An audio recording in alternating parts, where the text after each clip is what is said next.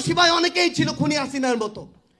এই বাংলাদেশে মুখ নিয়ে ফিরে আসার মতো মুখ তাদের নেই। আপনারা জড়িত ছিলেন না, আপনারা যদি সহযোগিতা না করেন, আপনারা যদি সেই মামলাগুলো সর্বশেষ রায় পর্যন্ত যাওয়ার জন্য সহযোগিতা না করেন, আপনাদের পোশাক, আপনাদের চেয়ার কোনোদিন আপনার সম্মান নিশ্চিত করবে না। আপনাদের আগামীর কাজ, আগামীর কর্মকাণ্ড কিভাবে এই দেশের জনগণ, এই দেশের মানুষ, শহীদ পরিবার এবং আহতদের আপনারা সহযোগিতা করছেন, সেটি আপনার আগামীর মান মর্যাদা সম্মান নিশ্চিত করবে। গতকাল একজন স্থানীয় বিএনপি নেতার কাণ্ড নিয়ে তিনি যা করেছেন সেটা নিয়ে অনেক কথাবার্তা সামাজিক মাধ্যমে হয়েছে। ইনফ্যাক্ট এটা মূলধারার মিডিয়া চলে এসেছিল এবং এরপর নির্বাচন কবে হবে, সংস্কার আগে নাকি নির্বাচন আগে, নাকি আওয়ামী লীগের বিচার আগে? কেউ কেউ দাবি করছেন আরে রাখেন নির্বাচন সংস্কার ভাই, আগে আওয়ামী লীগের বিচার করতে হবে, তারপর বাকি অন্য কথা। আপনি আমাদের সমন্বয়ক যারা আছে বিভিন্ন শহরের বিভাগের, তাদের বক্তব্যগুলো নিশ্চয়ই শুনছেন। অলরেডি নাহিদের এক বক্তব্যকে কেন্দ্র করে বিএনপির কেন্দ্রীয় নেতারা তারা কিন্তু কাউন্টারমূলক বক্তব্য দিচ্ছেন। অন্তর্বর্তী সরকার কেন দায়িত্ব নিতে হলো এমন প্রশ্ন তুলেছেন সৈয়দা রেজওয়ানা। তিনি বলছেন যে, আসসালামু আলাইকুম রহমতুল্লাহ, সবাই কেমন আছেন? আশা করি সবাই অনেক অনেক ভালো এবং সুস্থ আছেন। সবাইকে স্বাগতম জানাচ্ছি আমাদের আরো একটা নতুন ভিডিওতে। প্রতিদিনের মতো আমি আপনাদের সিরাত ফারুকী। দর্শক, আজকের ভিডিও টাইটেল এবং থাম্বনেল দেখে ইতিমধ্যে বুঝতে পেরেছেন আজকে কি বিষয়টা নিয়ে কথা বলবো। আজকে যে বিষয়টা নিয়ে কথা বলবো খুবই গুরুত্বপূর্ণ একটা বিষয়। ইতিমধ্যে আপনারা ভিডিওর শুরুতে কিছু অংশ বিশেষ দেখতে পেয়েছেন। আমরা একটু পরে ভিডিওর বাকি অংশগুলো দেখবো। তার আগে আপনাকে ছোট্ট একটু অনুরোধ জানিয়ে রাখতে চাই, সেটা হচ্ছে আমাদের চ্যানেলটিতে নতুন থাকলে চ্যানেল সাবস্ক্রাইব করে সাথে থাকবেন। তো দর্শক, ভিডিওটি যাতে বেশি বড় না করতে হয় সেই জন্য আমি আপনাদেরকে মূল আলোচনায় নিয়ে যাচ্ছি। তার আগে অনুরোধ করবো সবাইকে ধৈর্য সহকারে ভিডিওটি শেষ পর্যন্ত দেখে আশা করি আপনার ব্যক্তিগত মতামত কমেন্টে জানাবেন। আর বেশি কথা বলছেন, আমরা ভিডিওগুলো একটু বিস্তারিত। বাংলাদেশ পুলিশ এই প্রতিষ্ঠানটির উপরে বিশাল একটি কালিমা লেগে গিয়েছে। আপনারা স্বীকার করুন আর না করুন, এই কালো দাগ আপনাদেরকেই মুছতে হবে। যারা এই গণহত্যার সাথে জড়িত ছিল, এই গণহত্যার সাথে জড়িত খুনি শেখ হাসিনা ও তার দোসর, হোক আওয়ামী লীগের, হোক যুবলীগের, হোক ছাত্রলীগের, তাদের যে দৃষ্টান্তমূলক শাস্তি, এই শাস্তি এই বাংলাদেশে নিশ্চিত করতে হবে। একই সাথে বাংলাদেশ পুলিশের যে সকল সদস্য এই গণহত্যার সাথে জড়িত ছিল, তাদের বিচারিক প্রক্রিয়ায় যারা আপনারা জড়িত ছিলেন না, আপনারা যদি সহযোগিতা না করেন, আপনারা যদি সেই মামলাগুলো সর্বশেষ রায় পর্যন্ত যাওয়ার জন্য সহযোগিতা না করেন, মনে রাখবেন তারা প্রত্যক্ষভাবে ওই খুনের সাথে জড়িত, আপনারা পরোক্ষভাবে ওই খুনের সাথে জড়িত হয়ে যাচ্ছেন। বাংলাদেশ পুলিশ এই প্রতিষ্ঠানটির উপরে বিশাল একটি কালিমা লেগে গিয়েছে। আপনারা স্বীকার করুন আর না করুন, এই কালো দাগ আপনাদেরকেই মুছতে হবে। বসুন্ধরা ডায়াপেন্ট এখন আরো উন্নত। এই hot air through top sheet দ্রুত শোষণ করে সোনামণিকে দেয় কোমল অনুভূতি। আপনাদের আগামীর কাজের মাধ্যমেই বুঝতে হবে। আপনারা যদি আপনাদের জায়গা থেকে দায়িত্ব পালন না করেন, বিশ্বাস করুন আর না করুন, আপনাদের পোশাকের যে মর্যাদা, আপনাদের পোশাকের যে ডিগনিটি, ইন্টিগ্রিটি, এটা যতটা ক্ষতিগ্রস্ত হয়েছে, আপনারা যদি নিজের কাজের মাধ্যমে এই ক্ষতিটি পূরণ না করেন, সারা জীবন মানুষের কাছে আপনাদের যে সম্মানের স্থান, সেই সম্মানটি আপনারা কোনোদিনও ফিরে পাবেন না। আপনাদের পোশাক, আপনাদের চেয়ার কোনোদিন আপনার সম্মান নিশ্চিত করবে না। আপনাদের আগামীর কাজ, আগামীর কর্মকাণ্ড কিভাবে এই দেশের জনগণ, এই দেশের মানুষ, শহীদ পরিবার এবং আহতদের আপনারা সহযোগিতা করছেন, সেটি আপনার আগামীর মান মর্যাদা সম্মান নিশ্চিত করবে। এই 24-এর অভ্যুত্থানের পরে আপনাদের মধ্যে এই ন্যূনতম বোল্ডনেস থাকা উচিত, ন্যূনতম গার্ডস থাকা উচিত। যদি না থাকে, এখন যারা আহত ভাইরা আমার এক হাত হারিয়েছে, এক পা হারিয়েছে, তারা খুনিদের বিচারের জন্য, ফ্যাসিস্টদের নির্মূলের জন্য জীবন দিতে প্রস্তুত হয়ে আছে। তাহলে যারা দোষী তাদের বিচার করার মতো যদি আপনাদের গার্ডস না থাকে, তাহলে ওই যে চেয়ারের যে মূল্য, ওই যে পোশাকের যে সম্মান, ওই যে শপথের যে মর্যাদা, সেটির সাথে আপনারা বিশ্বাসঘাতকতা করবেন। আমরা আপনাদেরকে অনুরোধ করব, আমরা এখনো পুরো বাংলাদেশ পুলিশ নামক প্রতিষ্ঠানের উপরে আস্থা রাখতে চাই। আমরা বিশ্বাস করি প্রায় 2.5 লক্ষ পরিবারের, 2.5 লক্ষ সদস্যের যে বাংলাদেশ পুলিশ পরিবার, এই একটি পরিবার যদি সৎ হয়, দুর্নীতির সাথে যুক্ত না হয়, কারো দালাল না সাজে, ক্ষমতার তোষামোদি না করে, নিজের চেয়ার শপথের মূল্যটি বুঝে, এই বাংলাদেশ আগামী 6 মাসের মধ্যে অর্ধেক ঠিক হয়ে যাবে। আপনাদের প্রতি আমাদের করজোড়ে অনুরোধ, শপথের প্রত্যেকটি শব্দ, আপনার পোশাকের প্রত্যেকটি ব্যাচের মূল্য আপনারা এই বাংলাদেশে জীবনের বিনিময় হয়ে দিয়ে যান। আপনারা যদি এটি করেন, লক্ষ লক্ষ হাজার হাজার কোটি টাকা নিয়ে এই বাংলাদেশে অনেকেই বেঁচে ছিল, মুখ দেখানোর মতো এখন মুখ তাদের নেই। এই বাংলাদেশে ক্ষমতার চূড়ান্ত সীমায় অনেকেই ছিল খুনি হাসিনার মতো, এই বাংলাদেশে মুখ নিয়ে ফিরে আসার মতো মুখ তাদের নেই। গতকাল একজন স্থানীয় বিএনপি নেতার কাণ্ড নিয়ে, তিনি যা করেছেন সেটা নিয়ে অনেক কথাবার্তা সামাজিক মাধ্যমে হয়েছে। ইনফ্যাক্ট এটা মূলধারার মিডিয়া চলে এসেছিল এবং এরপর বিএনপি ব্যবস্থাও নিয়েছে। কিন্তু আমার একটা আলোচনা আমাদের একটু করা দরকার আছে যে বিএনপির তৃণমূল কি নতুন বাংলাদেশ, পোস্ট শেখ হাসিনা বাংলাদেশকে বুঝতে পারছে, চিনতে পারছে?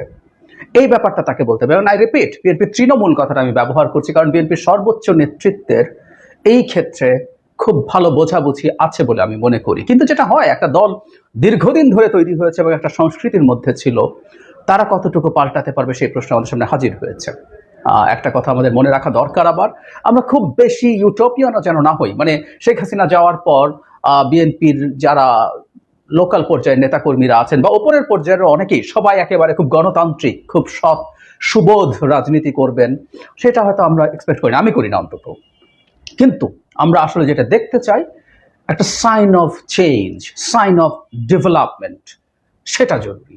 দীর্ঘদিন থেকে যেটা মানে রাজনীতি বলতে যা বোঝানো হয়, যে রাজনৈতিক পরিমণ্ডলে আমাদের দেশের দুটো বড় দল অপারেট করেছে, সেই পরিমণ্ডলে রাজনীতি তারা যেভাবে করেছেন সেটা একটা সংস্কৃতির পার্ট হয়ে গেছে। খুব দ্রুত মুক্তি হবে না, কিন্তু মুক্তি হতে হবে আমাদের একটা স্পষ্ট পরিবর্তন আসলে দেখতে হবে। এবং বিএনপির মধ্য এবং তৃণমূলের নেতারা বা সর্বোচ্চ নেতাদেরও কেউ আমরা এভাবে বলবো, যদি এই পরিবর্তনটা ধরতে না পারেন তাহলে এটা খুবই মর্মান্তিক এবং সেটা তাদেরকে রাজনীতিতে অপ্রাসঙ্গিক করে তোলার পরিস্থিতি তৈরি করবে, তাদের বোঝা দরকার। ঘটনা হচ্ছে, গতকাল ঢাকা নারায়ণগঞ্জের মধ্যে চলাচলকারী একটা বাসে একজন বিএনপি নেতা উঠেছিলেন। সেখানে একটা পর্যায়ে বাস ড্রাইভারের সাথে তার বেশ কিছু বিবাদ হয়, ঝগড়াঝাটি হয় এবং একটা জায়গায় গিয়ে তিনি তার লোকজনকে ওখানে উপস্থিত থাকতে বলেন, বিএনপি নেতার কথা বলছি। পরে সেখানে বাস থামিয়ে ড্রাইভারকে পেটানো হয়। শুধু সেটা না, বয়ান মতে এরকম পিটিয়ে কার্ড দিয়েছেন যে এটা আমি, মানে এবং তথ্য কথাবার্তা আছে যে কে পিটিয়েছে যেন দেখানো হয়। দ্যাট মিনস উনি ওনার, আমরা শাহজাহান ওমরের হ্যাডাম শব্দটা বলি না, উনি একটু হ্যাডাম দেখিয়েছেন, কোনো সন্দেহ নেই। সো আমরা এই পর্যন্ত ছিল, কিন্তু এই জিনিসটা আসলে প্রকাশ্যে আসলো যে কারণে, সেটা নিয়েও আমাদের কিছু আলোচনা আছে, কথা আছে। মিনহাজ নামে একজন কোনো জায়গায় সাংবাদিক লিখেছেন, হ্যাঁ মিনহাজকে আমি ব্যক্তিগতভাবে চিনি, মিনহাজ সাংবাদিক বললে কম বলা হয়। মিনহাজ অত্যন্ত গুরুত্বপূর্ণ, অতি গুরুত্বপূর্ণ একটা কাজ করেন। আমাদের হাতে গোনা কয়েকজন মানুষ যারা ফ্যাক্ট চেকিংয়ের সাথে জড়িত, মিনহাজ সেটার সাথে জড়িত আছেন, খুবই গুরুত্বপূর্ণ কাজ করেন। তো মিনহাজ ওই যখন ড্রাইভারকে যখন পেটানো হচ্ছে তখন তিনি বাধা দিতে যান। বাধা দিতে যাওয়ার পরে মিনহাজকেও কিছু আঘাত করা হয়। মিনহাজ পরবর্তীতে এটা ফেসবুকে জানান এবং ঘটনাটা এইরকম যে এটা জানাজানি হয়ে যাওয়ার পর, পত্রিকায় আসার পর, বিএনপির ওই নেতা মিনহাজকে ফোন করে দুঃখ প্রকাশ করেন এবং তিনি সাংবাদিক, আমি ধারণা করি এই কারণেই তিনি দুঃখ প্রকাশ করেন। কিন্তু মিনহাজ রাইটলি, উনি ওনার ফেসবুকে লিখেছেন, আমি এগুলো দেখলাম, উনি আমার ফেসবুক কানেক্টেড আছেন, যে খুবই রাইটলি বলেছেন যে এটা মিনহাজ নন, বাট জাস্ট একজন সাধারণ মানুষ যদি বাধা দিতে যায়, তাকেও তার সামনে, নেতার সামনে তার কর্মীরা পেটাবে কেন? আমরা একটু পড়ি। ড্রাইভার বলছেন, যানজট থেকে বারবার ব্রেক কষা, যাত্রীরা বিরক্ত হচ্ছিলেন, কিছু করার ছিল না, ধমক দিতে থাকেন। তারপরে যখন ওই যে একটা জায়গায় দেখে নেওয়ার হুমকি দেন, গাড়ি ভাঙচুর করে, আমাকে মারধর করে, আমি হাতে পায়ে ধরে ক্ষমা চাইলে আমাকে ছেড়ে দেয়, যাওয়ার আগে তার একটি ভিজিটিং কার্ডও আমাকে ধরিয়ে দেন। যিনি নেতার অনুসারীরা তাকে পিটিয়েছেন, ওই যে মিনহাজ আমানের কথা, আমার বলছেন যে যাত্রীরা বিরক্ত ছিল, সব যাত্রীরাই বিরক্ত ছিল এবং মিনহাজ তার ফেসবুকে লিখেছেন ড্রাইভার আসলেও মিসবিহেভ করছিল, এটাও ভুল না। এখানে যিনি পিটিয়েছেন ইকবাল হোসেন, তিনি, আমি রিল স্টার থেকে পড়ছি, এখানে পারে অন্য একটি গণমাধ্যম তারা উল্লেখ করেনি, সেখানে বলছেন গাড়ি চালক খুব বাজেভাবে গাড়ি চালাচ্ছিল, আমি তাকে সাবধান করা, সে আমাকে বলে আপনি এসে গাড়ি চালান। আমি সানার পাড়ে গিয়ে ব্যবস্থা নেওয়ার কথা বলে চালক জবাব দেয়, এমন ফাপড় অনেকেই দেয়। আমি তখন ফোনে আমার লোকজনকে সানার পাড় থাকতে বলি, ভাবনা ছিল চালককে কান ধরে উঠবস করিয়ে ছেড়ে দেব। আমি কিছু করার আগে আমার লোকজন চালককে মারধর করে, তখন চালক নিজে না পরিচয় দিচ্ছিল, তখন আমি আমার ভিজিটিং কার্ড দিয়ে পরিচয় দিয়েছি। ওই গণমাধ্যমকে তিনি আরও বলেন ভুলবশত তার লোকজন একজন যাত্রীর গায়ে হাত দিয়েছেন, বিষয়টির জন্য তিনি ওই যাত্রীর কাছে ক্ষমা চেয়েছেন। যেমন এখানেই অলরেডি আছে যে বাসগুলো চলছে, এগুলো অলরেডি বিএনপির নেতাদের নিয়ন্ত্রণে চলে গেছে। আমরা সেই প্রসঙ্গে পরে আসছি। আমরা যারা ইকবাল বিএনপি নেতা যিনি এই কাজটার সাথে জড়িত তার ব্যাখ্যা খেয়াল করি। তিনি ক্ষুব্ধ হয়েছেন, তিনি তারা লোক থাকতে বলেছেন এবং উনি যে ভেবেছিলেন ওনার ভাষা মতে ড্রাইভারকে কান ধরে উঠবস করে ছাড়িয়ে দেবেন, কিন্তু তার লোকজন ড্রাইভারকে পেটানো শুরু করে। আচ্ছা, আমরা এমনি ভাবি যদি উনি যদি সত্যি কান ধরে উঠবস করাতে চান, উনি কি এটা পারেন? এই প্রশ্নগুলো করতে হবে। কারো কাছে খুব স্বাভাবিক সাধারণ মনে হয় একজন বিএনপি নেতা, বিএনপি মানে এখন আওয়ামী লীগ যেহেতু নাই এবং একটা ভালো নির্বাচন হলে বিএনপি ক্ষমতায় আসবে, এটা মোটামুটি নিশ্চিত। সো বিএনপি প্রায় ক্ষমতায় চলে এসছে ধরনের ধারণা আছে, সুতরাং উনি কান ধরে উঠবস করাতেই পারেন যে কাউকে। উনি আইন, উনি মানেই আইন, উনি ডিসাইড করবেন উনি ঠিক করছেন কি করেননি, তাই তো ব্যাপারটা? না, সরি, একটা রাষ্ট্র এভাবে চলে না। আর ওনার সামনে পেটানো হয়েছে সেটা উনি চুপ করেছিলেন, বাস ভেঙেছে, ওনার সায় না থাকলে এটা আসলে হতে পারে না, হয়েছে। ঘটনা ঘটে গেছে আসলে ওই সেই যাত্রী ঘটনা চক্রে মিনহাজ হওয়াতে এটা ছড়িয়ে পড়লো। আমরা এভাবে চিন্তা করি তো খুব সাধারণ একজন যাত্রী যদি হয়ে থাকতেন, যিনি এভাবে, যার সাথে বহু মানুষের কানেকশন নেই, তিনি সোশ্যাল মিডিয়াতেও তেমন কেউ নন, বা একজন গরিব মানুষ যার অবস্থা আরও খারাপ, তিনি সোশ্যাল মিডিয়াতে নেইও, হয়তো তিনি প্রতিবাদ করেছিলেন যে আপনি তো ড্রাইভারকে পিটিয়ে ঠিক করছেন না, বাস ভেঙে ঠিক করছেন না, তাকে পেটানো হলে কি হতো? কিচ্ছু হতো না, আমাদের সামনে আসতো না। আমরা এটাকে কি হিসাবে দেখতে চাই? মানে অ্যাগেইন, মানে কোথাও না কোথাও কারো পাওয়ার আছে, মিনহাজেরও পাওয়ার আছে, তার সোশ্যাল ক্যাপিটাল আছে। মিনহাজ গুরুত্বপূর্ণ কাজ করেন, গুরুত্বপূর্ণ কাজ করে আরও মানুষদের সাথে মিনহাজের যোগাযোগ আছে। সুতরাং মিনহাজ যেহেতু তার সক্ষমতা আছে, পাওয়ার আছে, শক্তি আছে, কিছুটা হ্যাডাম আছে, তাই মিনহাজকে পেটালে সমস্যা হয়। একটা রাষ্ট্র কিন্তু সেরকম না। একটা রাষ্ট্র হচ্ছে ধনী গরিব বর্ণ গন্ধ সব রকম শ্রেণী নির্বিশেষে একটা মানুষ ইনসাফ পাবে, রাষ্ট্রের কাছে পাবে, আরেকজন নাগরিকও তাকে একইভাবে দেখবে। বিশেষ করে যারা রাজনীতি করেন তাদের এই কাজগুলো আরো বেশি দেখার কথা। তারা মানুষের কাছে যান, মানুষের কাছে ভোট চাইবেন, তাদের আচরণে অন্তত এই জিনিসটা দেখানো দরকার যে আপনারা সব মানুষকে একইভাবে ট্রিট করেন। ড্রাইভার হলে পিটিয়ে দেওয়া যায়, বা যাত্রী যদি যে কেউ হতো পিটিয়ে দেওয়া যায়, অন্য যাত্রী হলে ক্ষমা চাওয়া যাবে না, একজন সাংবাদিক হলে তাকে ক্ষমা চাওয়া যাবে, এই ব্যাপারগুলো এভাবে দেখা যাবে না। আমরা দেখেছি এরপর বিএনপির আমরা সর্বোচ্চ পর্যায়ের নেতৃত্ব সম্পর্কে যে কথাটা বলছিলাম, আমরা শেখ হাসিনার পতন এবং পালিয়ে যাওয়ার পর থেকে বহু ক্ষেত্রেই দেখেছি যেখানে বিএনপির লোকজন কোথাও না কোথাও এ ধরনের সমস্যায় জড়িয়েছে, তাদেরকে বহিষ্কার করা হয়েছে। শুধু তা না, কেন্দ্রীয় সম্পাদক পর্যায়ের মানুষদের বিরুদ্ধেও ব্যবস্থা নেওয়া হয়েছে। সুতরাং বিএনপির সর্বোচ্চ নেতৃত্ব এই পরিবর্তনটা ধরতে পারছেন, তারা এটার সাথে এটা তাদেরকে ইমপ্লিমেন্ট করার চেষ্টা করছেন। এবং আমি এটাও মানি যে বছরের পর বছর যে ধরনের লোকজনকে নিয়ে তারা রাজনীতি করেছেন তাদের সবাইকে একসাথে নিয়ে আনা যাবে না, কিন্তু একটা কথা বিএনপিকে মনে রাখতে হবে, এবং বিএনপি শুধুমাত্র এই ব্যবস্থা নিয়ে পারবে কিনা সেটা তাদের বুঝতে হবে। ডেটারেন্ট, আপনি শাস্তি দেবেন, পদ থেকে সরিয়ে দেবেন, এই ডেটারেন্ট দিয়ে খুব কাজ করবে কিনা? আপনি ট্রুলি অনেকগুলো পদক্ষেপ নেওয়ার পরও শত শত মানুষের বিরুদ্ধে ব্যবস্থা নেওয়া হয়েছে, নেওয়ার পরও এগুলো খুব ভালো এফেক্টিভলি কাজ করছে না। আমি মনে করি বিএনপির সেন্ট্রাল যে নেতৃত্ব আছেন তাদের, আমার মনে হয় তাদের নেতাকর্মীদের কাছে আলোচনার মাধ্যমে বার্তা দেয়া, আলোচনার মাধ্যমে তাদেরকে এই মোটিভেশন দেয়া যে রাজনীতি আগে যা করেছে, বিএনপিও শতভাগ শুদ্ধ রাজনীতি করেনি, কেউ করেনি। সুতরাং সে যে ভুল রাজনীতি আগে করেছে, আগে বিএনপি ক্ষমতায় থাকাকালীন সময় যেসব ভুল ভ্রান্তি করেছে, এই যে ক্ষমতাসীন দলের এক ধরনের হ্যাডাম আছে, এই জিনিসগুলো বিএনপি যেন না দেখায়, এই বার্তাটা খুব স্পষ্টভাবে দিয়ে, এবং কাউন্সেলিং তাদেরকে বোঝাতে হবে যে রাজনীতি করতে হলে এভাবেই করতে হবে ভবিষ্যতের বাংলাদেশে। এবং এটা শুধুমাত্র বহিষ্কারে যাতে আটকে না থাকে, বিএনপির উচিত হবে তাদেরকে আইনের আওতায় যাতে আনা হয়। এক্ষেত্রেও বিএনপির আন্তরিকতা আছে। আমি দেখেছি বহুবার তারা তাদের জায়গা থেকে বলেছেন যারা ক্রাইম করছেন সরকার যেন তাদের বিরুদ্ধে ব্যবস্থা নেন।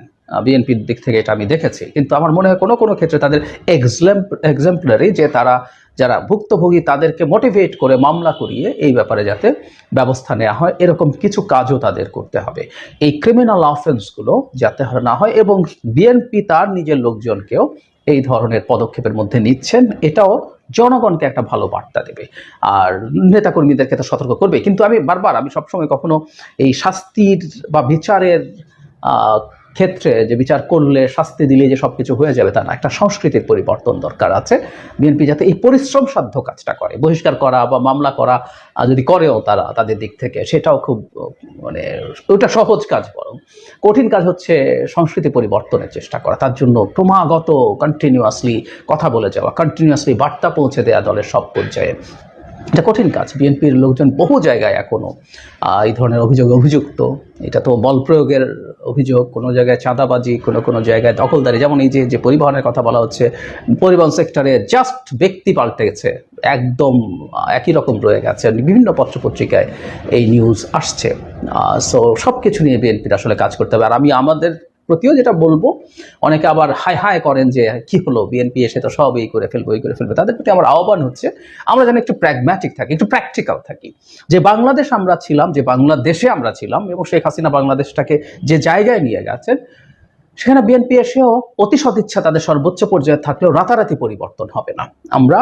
আমাদের এক্সপেকটেশন বিএনপির কাছে যে দলটা পটেনশিয়ালি ক্ষমতায় আসবে, পটেনশিয়ালি সরকারি দল ভবিষ্যতের, সেই দলটা যেন পরিবর্তিত হচ্ছে তার চিন্তায়। আমার অনেক সাইন আছে ট্রু, কিন্তু তার মধ্যে নিম্ন পর্যায়ে তার এই পরিবর্তনের চিন্তার প্রতিফলন জনগণ যাতে দেখতে পারে সেটুকু এনশিওর করতে হবে। এবং আমরা ওটা দেখলে আশা করি, এবং আমরা আশা করব একটা টার্ম যাবে, পরে আরেকটা টার্ম আসবে, এভাবেই ধাপে ধাপে আমরা একটা উন্নত উদার গণতান্ত্রিক ব্যবস্থার দিকে এগিয়ে যাব, যেখানে দলগুলোই মূল চালিকা শক্তি। একটা গণতন্ত্র তো আসলে অনেক স্টেক হোল্ডার্স আছে, সবচেয়ে গুরুত্বপূর্ণ স্টেক হোল্ডার্স হচ্ছে রাজনৈতিক দলগুলো, এবং সেই রাজনৈতিক দলগুলো যেগুলো আসলে নির্বাচন করে ক্ষমতায় আসতে পারবে, তাদের সংস্কৃতি সবচেয়ে বেশি ম্যাটার করে।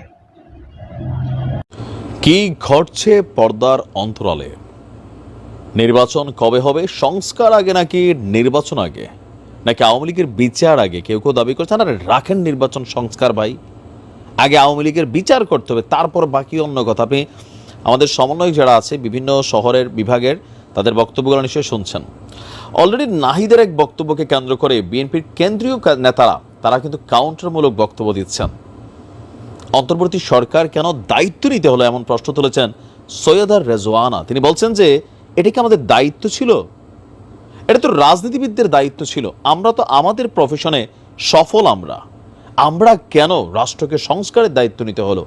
আর এখনই যে বলছেন সংস্কার করবেন, 53 বছর আপনারা কি করলেন? কেন আজকে আমরা আমাদের কাজ ছেড়ে আপনাদের কাজ করতে হচ্ছে? সকল কিছু একটা বার্তা তো দিচ্ছে, ABC সব যদি মিলান একটা সুতায় চলে আসবে। সেটা কি? নির্বাচন দেরি আছে। তা নির্বাচন দেরি থাকলে জনগণের সমর্থন কি সরকার পাবে? এখন এই মুহূর্তে যেভাবে ভাইব্রেশন শুরু করছে সরকার, এগুলো যদি ঠিকঠাক থাকে পাইতেও পারে। ডক্টর ইউনূস আজকে যে ঘোষণা দিয়েছেন, এটার জন্য জাতি 53 বছর ধরে অপেক্ষা করছে। 1971 সালে যেই স্বাধীনতার জন্য মানুষ মারা গিয়েছিল, আদৌ কি সেই স্বাধীনতা এদেশে আছে এখন পর্যন্ত? আসলে কিন্তু নাই। আজকের দিনে আপনি মন খুইলা ডক্টর মোহাম্মদ ইউনূসকে নিয়েও সমালোচনা করতে পারবেন না, যদিও তিনি বলছেন করেন, কিন্তু প্রশাসনে থাকা বা বিভিন্ন লেজুর ভিত্তিক রাজনৈতিক নেতারা তারা বলবে না তুমি এটা কেন বলছো। আপনি চাইলে এখন তারেক রহমানকে নিয়ে সমালোচনা করতে পারবেন, বিএনপির নেতাকর্মীরা আপনাকে কি লাভে? জামায়াতকে নিয়ে আপনি সমালোচনা করতে পারবেন, কমেন্টে গাইলে আপনার 14 গোষ্ঠী মরসে যারা তাদেরকেও খাড়া করাই দিবে। সো স্বাধীনতা আসলে এই দেশে এখনো কিন্তু আমরা পাইনি। কেন পাই নাই? আইনের সুশাসন নাই। একটা কথা আছে যে আকাশে তারা যত, বাংলাদেশের আইনে ধারা তত। বোঝেন নাই? আকাশে অগণিত তারা, বাংলাদেশও আইনের অগণিত ধারা, বাট সমস্যা হচ্ছে এটাকে অ্যাপ্লাই করা নিয়ে। মানুষের দেশে আইনের সুশাসন চায়, কিন্তু যখন এই আইন নিজের উপরে পড়ে তখন কয় আরে রাখো, তোমার আইন টাইন দেখায় না, এখন কেমনে কি করা যায় বিষয়টা বলো। ওসি সাহেব শোনেন, রাখেন বিষয়টা, আপনি আবার চিনেন আমি কে, উপর থেকে ফোন লাগায়। ওসি বেচারার বিপদে। এখন এই যে সুশাসন সারা পৃথিবী জুড়ে আমরা যারা বসবাস করছি, এইসব দেশের নাগরিক না, কিন্তু এইখানের একটা নাগরিকের দিকে চোখে চোখ রাখা সমান লেভেলে আমরা প্রতিবাদ করার সাহস পাচ্ছি। ওয়াই? এই দেশে আইনের সুশাসন আছে। আপনি কে, লামসাম যদুমধু ডাজন্ট ফ্যাক্ট, আইনের চোখে আপনি সমান। সেই আইনের সুশাসন আমরা স্বপ্ন দেখছি 53 বছর ধরে, কিন্তু প্রকৃতপক্ষে এই দেশে আইনের সুশাসন প্রতিষ্ঠিত হয়নি। সেই আইনের সুশাসনকেই প্রতিষ্ঠিত করার জন্য প্রতিজ্ঞা করেছেন ডক্টর মোহাম্মদ ইউনূস। যদি তিনি আসলে এটা করতে পারেন, বিচার বিভাগকে নিরপেক্ষ করতে পারেন, পুলিশকে নিরপেক্ষ করতে পারেন, আরও যেই সেক্টরগুলো আছে আইন শৃঙ্খলার এগুলোকে নিরপেক্ষ করতে পারেন, তাহলে আসলেই এই জাতি এই অন্তর্বর্তী সরকারকে আজ জীবনের জন্য মনে রাখবে। কিন্তু সিস্টেমটা হচ্ছে, একটা সিস্টেম চালু করা সোজা প্রেশার দিয়ে, কিন্তু সিস্টেমটাকে ফলো করা, আমরা কি জাতি হিসাবে এতটা ভদ্র যে সিস্টেম ফলো করি? অন্যের বেলায় আমরা আইন চাই, বাট নিজের বেলায় কারে রাহেন তো ভাই ধরো কি এখন, এই জায়গার থেকে বের হইতে পারলে। তো ইউনূস সাহেব বলছেন যে অন্তর্বর্তী সরকার সুশাসিত বাংলাদেশ গঠনে অঙ্গীকারবদ্ধ। আমরা চাই এই অঙ্গীকারটা তিনি পালন করেন এবং ওই জায়গাটাতে তিনি তৈরি করেন। তিনি বলছেন যে ছাত্র শ্রমিক জনতার অভ্যুত্থানের মাধ্যমে যে সরকার গঠিত হয়েছে, সেই সরকার একটি উন্নত, সমৃদ্ধ এবং সুশাসিত বাংলাদেশ গঠনে অঙ্গীকারবদ্ধ। শহীদ বুদ্ধিজীবী দিবস উপলক্ষে গতকালকে তিনি তার দেওয়া বক্তব্যের মধ্যে বিশাল লম্বা চূড়া বক্তব্য দিয়েছেন, বাট আমি কোরেড এই শব্দটাকে বেছে নিয়েছি, আইনের সুশাসন। তা আইনের যদি সুশাসন আসলে কি আমরা চাই, অনলাইন অফলাইন আপনি দেখেন, চাচ্ছি কি না? মনে তো হয় না। আমার হাতে একটু ক্ষমতা আছে ইনফ্লুয়েন্স করার, আমার হাতে আইন আছে পুলিশকে ব্যবহার করার, আমার হাতে গুন্ডা পান্ডা আছে কিলানোর, আমার হাতে ক্ষমতা আছে এর অফিস ভাঙানোর, সেখানে সমাবেশ করানোর, সবটাই তো আমরা করছি। আমার মতের বিপরীতে যেই কথা বলবি তোদের দাঁত তুলে ফেলবে, এরকম ফিলিংস আমরা আছি। বাট আমারে চিনস? এই দেশে সাধারণ মানুষ অসাধারণ ভয়ঙ্কর ক্যারেক্টার হয়ে যায় যখন তার হাতে ক্ষমতা আসে আর তার মতের বিরুদ্ধে কেউ কথা বলে। আপনার মান সম্মান ইজ্জত অকথ্য খাটকাপানো কটকট ভাষায় এগুলো কিন্তু তোলা হয়। সাম্প্রদায়িক সম্প্রীতি, যে ভালোবাসার বন্ধন আমাদের এক ধর্মের সাথে অন্য ধর্মের ছিল, সেগুলোকে বিনষ্ট করার নানান ষড়যন্ত্র অপতথ্য চলছে, দেশি বিদেশি। বুঝের মানুষরা অবুঝের কাজ করছেন, আর আমরা যারা অন্ধ দালাল আছি, বুঝি না বুঝি ভাই ইজ অলওয়েজ রাইট বলা ঝাঁপাই পড়তেছি। পার্থক্যই করতে পারতেছি না কোন পাথরটার কতটা ওজন আর কোনটা কোন জাতের। আজকের এই সোশ্যাল মিডিয়ার যুগে আইসা কথা বলতে পারলেই হয়েছে, কোয়ালিটি ডাজন্ট ফ্যাক্ট, গালি দিতে পারলেই হয়েছে, কোয়ালিটি ডাজন্ট ফ্যাক্ট। সেফুদার মতন মানুষরা এই যুগে প্ল্যাটফর্মে বিস্তৃতি লাভ করে। টিকটকের সস্তা তরুণীরা ভাই আপনারা রোমান্স শিখায়, তাই না? তো এই অবস্থাতে এই দেশে আইনের সুশাসনটা প্রতিষ্ঠিত করা খুবই কঠিন। এক সরকার যাওয়ার আগে আরেক সরকারে আসার তারা বললে রাখে ক্ষমতায় আইসা নেই তোর দেখবো। সিস্টেম হয়তো ডক্টর ইউনূস তৈরি করতে পারবেন, কিন্তু সেই সিস্টেমটা আমরা মানব কি না? মালয়েশিয়ার মতন দেশ অনেক উন্নতির শিখরে উঠে গেছিল, কিন্তু মাহাথিরের পতনের পর বা তিনি হারার পর আপনি আজকে দেখেন মালয়েশিয়াতে পুরা দুর্নীতি চলে, বাটপাড়ি চলে। সমস্যা হচ্ছে আমাদের মধ্যে দুর্নীতির একটা ঝোঁক আছে। বাট আমরা চাই পরিবর্তন, আসলে পরিবর্তন দরকার এই দেশে। বাট সেই পরিবর্তনের জন্য প্রথম পরিবর্তন দরকার আমরার।